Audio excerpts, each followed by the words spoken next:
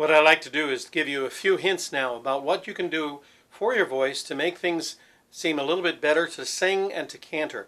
So let's talk a little bit about how we sing and what we need to do to improve our singing. First of all, let's not even talk about our voice yet. Let's talk about how we produce the sound.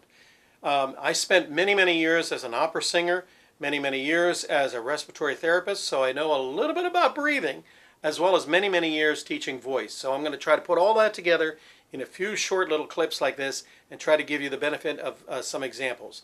First of all, we have a lot of space in our chest, our lungs on either side, and they're very large. They actually start here right underneath the clavicle at the apex, and they come all the way down, and if you can reach back and feel the back of your ribs, the bottom of your ribs, that's how deep your lungs are. So your rib cage is actually supposed to protect those vital organs in there, including the very large lungs that you have. So let's make sure that we use them properly. When you take a deep breath, it's not where you say, that doesn't get you a breath. Okay, all it is just raising the shoulders. That's not how you get a big breath. You have to remember that underneath the rib cage itself here is your diaphragm, okay? And in this area, your diaphragm is actually two leaves of muscles, okay? They're sheaths, and they go from the front all the way to the back, and they separate the entire upper cavity from the lower cavity, okay? So the chest from the abdominal cavity. And they are innervated by two nerves. So when you take a breath, they actually distend down, and then as you blow it out, they actually come back up. And what that does is it changes the air pressure inside your body, so it becomes negative and positive. If it's negative air pressure inside here, then air flows in. As you increase air pressure by having your diaphragm raised up to push out the air, it creates positive pressure, which is greater than what's out here in the air, and therefore air is expelled. Okay, that's the scientific method about doing that. But here's what I want you to remember. You have to distend those diaphragm to get a nice big breath. You also have muscles in here, in between your rib cages, your ribs here, that are called intercostal muscles. Those will expand and contract as you take a good deep breath. It's almost like if you look at an accordion and you see how the bellows in the accordion open up and close and open up and close. That's what your muscles are supposed to do when you take that deep breath. So here's what I do.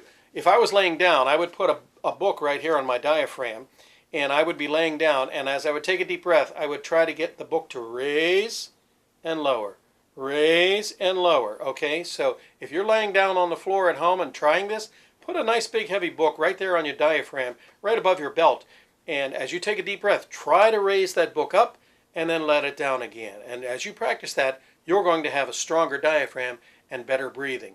Now, here's what I want you also to do. I want you to feel as if you're holding a big beach ball. I'm going to move sideways so you can see the depth. Open your arms up and make sure that you feel like you're holding a big beach ball. And as you take a deep breath, that ball is getting bigger and it's expanding. So put your arms out, take a nice deep breath, and exhale. Now you notice I didn't put my elbows down. I kept them up. That's because I want to have the rib cage open, and those intercostal muscles will help open up that rib cage so that it doesn't collapse on you, okay? Take another deep breath. And blow it out. Okay, good. Now, remember, you can never blow out all the air in your lungs. It's physiologically impossible. You have what's called residual air, and you need to have that in your lungs. Otherwise, your lungs would collapse and they would never be able to open up again. So even though you think you're exhaling all the air, you still have a little bit of residual air left in your lungs. And that's good. You need to have that. All right? Now, as you take a deep breath, I want you to practice a couple of little things that'll help your diaphragm. You know, we've all had those birthday cakes where you have candles on there that you blow out and then they pop back up again. All right, so this time I want you to pretend that my thumb is one of those candles, and you can hold that out in front of yourself too. Take a deep breath in, put your hand on your diaphragm here, and as you take a deep breath, blow it out 5 pulses. Do it again, big breath, and blow it out. Now this time I want you to do it, but on that last breath and that last pulse, I want you to keep blowing and blowing and blowing and blowing and blowing until you can't blow it out anymore. Big breath. Blow.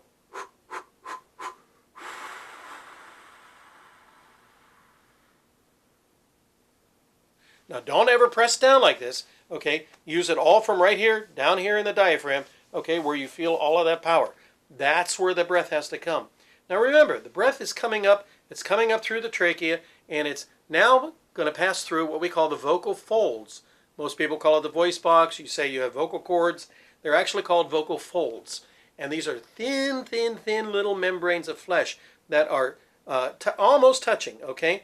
They're very thin, and they go front to back, okay, horizontally this way. And as air goes through them, they vibrate back and forth like this. And so a higher note, oh, that's vibrating very quickly. Oh, a lower note is vibrating slower. And what makes the difference in the range of the vocal folds or the singer is the relative thickness of them. So a high soprano will have very thin vocal cords, vocal folds, and a low bass will have very thick vocal folds. I'm a tenor, so my vocal folds are rather thin for a man, which allows me to get high notes, but I can't get the low notes, okay? Now, as you breathe through that, you have to make sure that you don't tense any muscles here or tighten up anything here, because that will end up being reflected in tension in the vocal folds itself. And not once in all the years that I've ever taught have I ever had a student who has developed nodes on their vocal cords.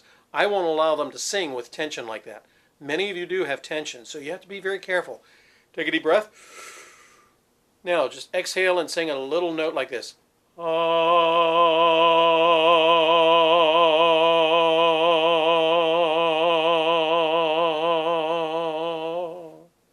That's a natural vibrato, okay?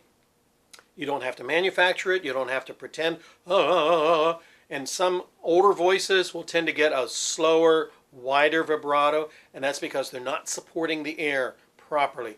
You have to sing gently and easily, like that. Now, in our next clip, I want to explain to you a little bit about what we do with that sound and how we can focus the tone and give it projection.